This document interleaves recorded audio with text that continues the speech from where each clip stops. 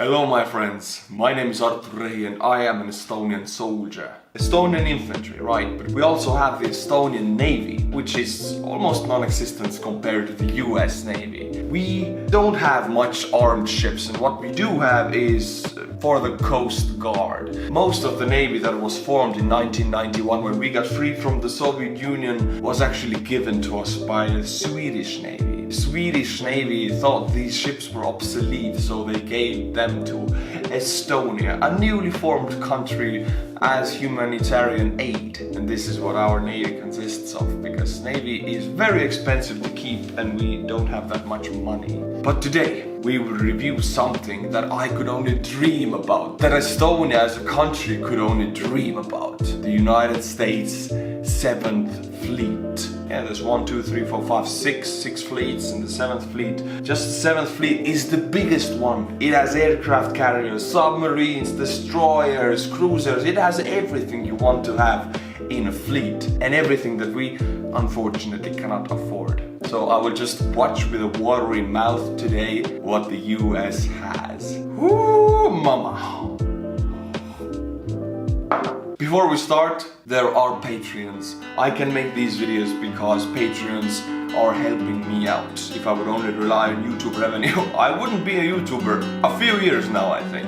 Patreons make it possible. We have David. I think I've said this name 10 or 15 times already. Many of the patrons are just called David. Thank you, David, for supporting the channel. We have Lordy Grey from Lord of the Rings. No, there's no Grey there. Well, thank you, Mr. Lordy Grey, for becoming a Patreon. And finally, we have Ricardo Torres. Oh, a name I can say as an Estonian. Ricardo Torres. Appreciate it. If you like my videos, consider becoming a Patreon. The link is in the description below. Alright my friends, go and get your Estonian YouTuber cup and let's see what the 7th Fleet is all about.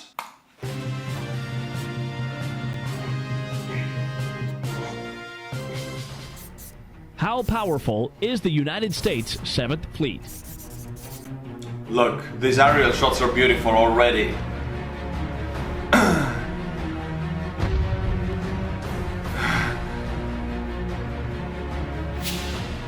The 7th Fleet is a numbered fleet of the United States So many Navy. ships. It is headquartered at U.S. Fleet Activities, Yokosuka, in Yokosuka, Kanagawa Prefecture, Japan. It is part of the United States Pacific Fleet. At present, I believe that if it's in Japan, I believe that's the fleet they keep China at bay. At bay with. Like if China goes crazy, they bring out the 7th Fleet from Japan harbors and just cruise it around in South China Sea to intimidate Chinese.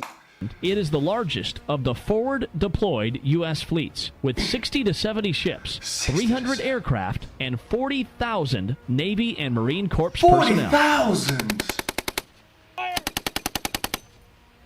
40,000 in one fleet only! Holy hell!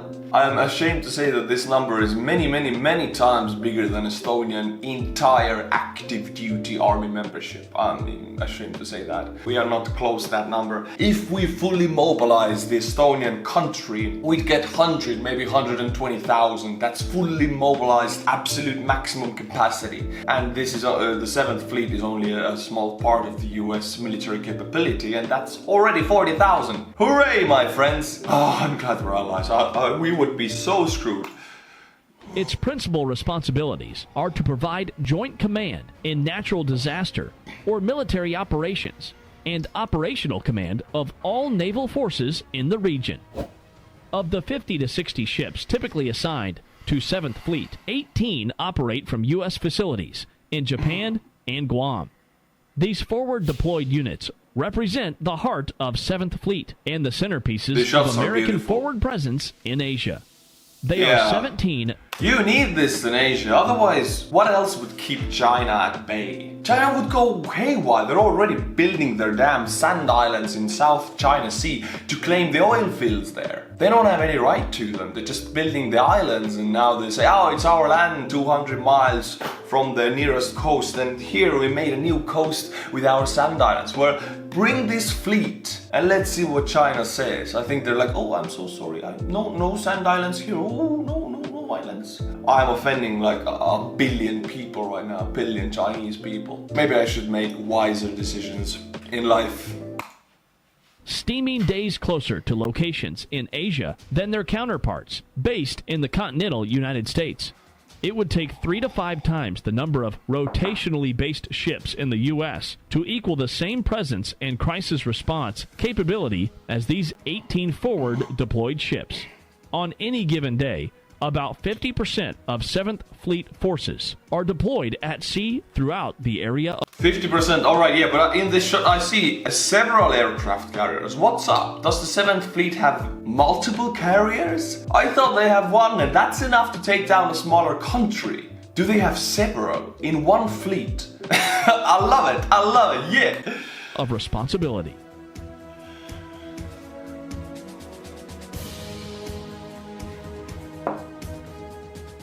Following the end of the Cold War, the two major military scenarios in which the 7th Fleet would be used would be in case of conflict in Korea or a conflict between People's Republic of China and Taiwan in the Taiwan Strait. Okay, so it's protecting Taiwan. The 7th Fleet is organized into specialized task forces. Task Force 70.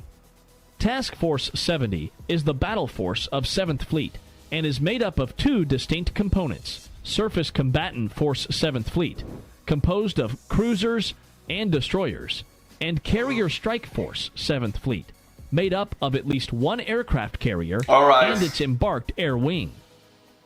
The battle force is currently centered around Carrier Strike Group 5, the carrier USS Ronald Reagan, responsible for unit-level training, integrated training, and material readiness for the group's ships and aviation squadrons. Task Force 71.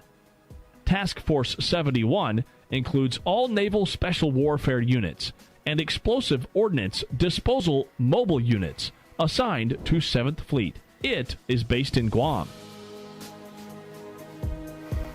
Oh my god, you don't really think about how big is US presence all over the world. We're talking about Asia, we're talking about Guam and Japan right now, which is a whole world away from the United States mainland, but they have tens of thousands of troops and entire fleets ready there. If something would have happened, they are only minutes away from responding with their full might. Not like, oh, we have a few soldiers, just send them like Russia, you know, just send a few men and let them die. They have an entire fleet and thousands, tens of thousands of soldiers ready to respond. It's mind-boggling actually, it's mind-blowing to me if I really think about this. And I love it. I know this gets old sometimes. Oh, this guy loves US. Of course, yeah, Estonia wouldn't be a country without the power, without the help of other big countries. And I love my people, I love my nation, I love my culture, I love my language, and I know for a fact that it wouldn't exist separate from Russia if it wasn't for the backing of NATO and the United States of America. This is why I love this stuff.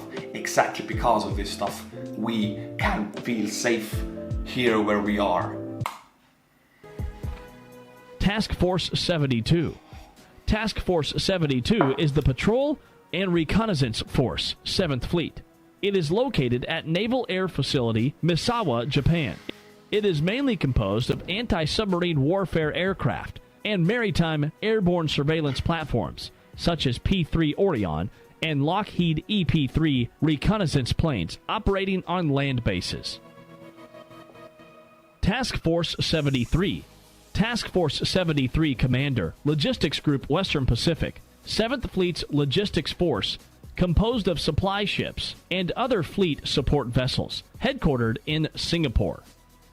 Task Force 74.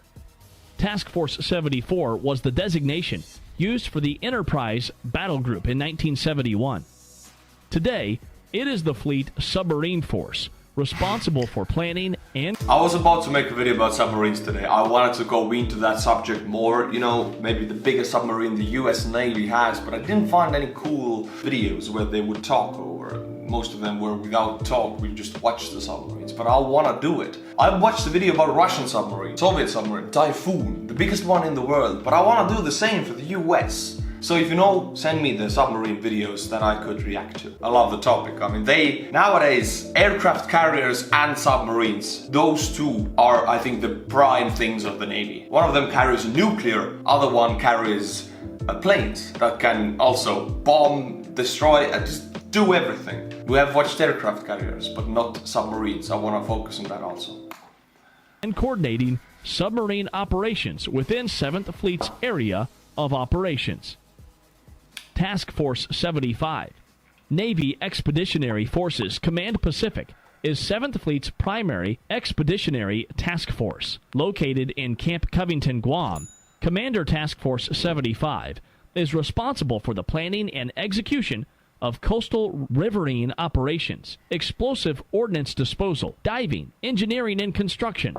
Explosive ordnance disposal, I'm not sure, but I think it means diffusing mines, because South China Sea used to be filled with them, and all around Japan they had minefields from World War II. Just a fun fact for you, Baltic Sea was one of the most heavily mined seas in the world, because I mean, the Soviet Union and Nazi Germany, that was the border, and they mined the hell out of that stuff. And even nowadays, every year, a couple of thousand of mines are diffused in the Baltic Sea, where civilian cruise ships are going every day many times. Even nowadays, a couple of thousand a year, they still find them. It was so heavily mined that you couldn't go anywhere without, I mean, with a rowing boat, of course, but with something bigger, you could just get blown to haywire. So yeah, Baltic Sea was heavily mined, still is, they're still diffusing it, so they need these explosive ordnance, removal diffuser, whatever ships, to take away the mines from the World War II, and also the new mines that China might put in there. But also, yeah, the old mines, they still exist underwater. They might not be effective or they might not explode anymore, but you cannot take the risk. So they have to take them away or explode them or diffuse them, whatever you do. And underwater construction throughout the 7th Fleet area of responsibility. Task Force 76, Amphibious Assault Task Force, currently headquartered at U.S. Fleet Activities. If they had these vehicles mainly at responsible D-Day. for supporting marine landing operations.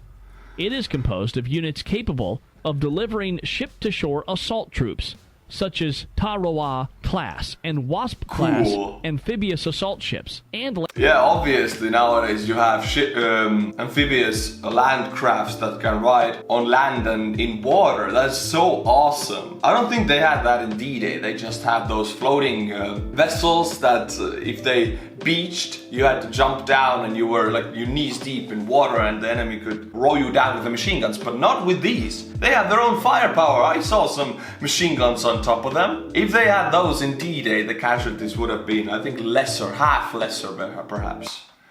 landing craft. Task Force 77, 7th Fleet Mine Warfare Force, composed of mine countermeasure, mine hunter, and mine control ships, as well as mine countermeasure helicopters, MH-53.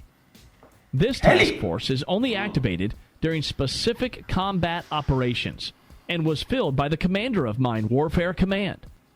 Mine Warfare Command has now been disestablished and replaced by Navy Mine and Anti-Submarine Warfare Command, Naval Base Point Loma, California. Task Force 78. In 1973, Task Force 78 served as the mine clearance force that cleared Haiphong Harbor in Operation Insweep. Major elements of the U.S. Navy Mine Warfare Force, including Mobile Mine Command, Mine Warfare Support Group, and HM-12, were airlifted by C-5A to NAS Cubi Point in the Philippines. These specialists formed the nucleus of Task Force 78. Task Force 79. I want to also hear what carries the nuclear capability of this 7th Fleet. It should be the submarines, right? The Marine Expeditionary Unit, or landing force assigned to the fleet, consisting of at least a reinforced Marine battalion and its equipment. This unit is separate from the Marine Expeditionary Unit, normally embarked in USS Bonhomme Richard, Amphibious Readiness Group. Marine units serving in 7th Fleet are normally drawn from 3 Marine Expeditionary Force based in Okinawa, Japan. Thank you. Feel safer already watching this video.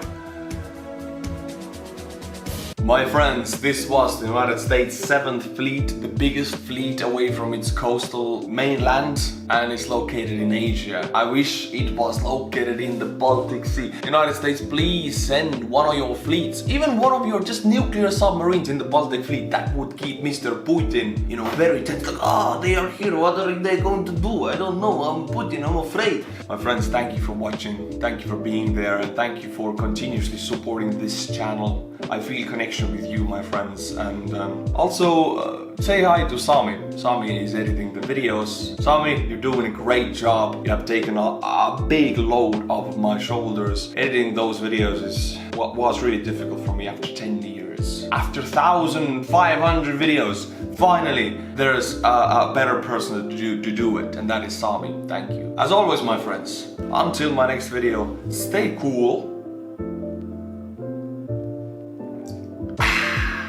And bye-bye.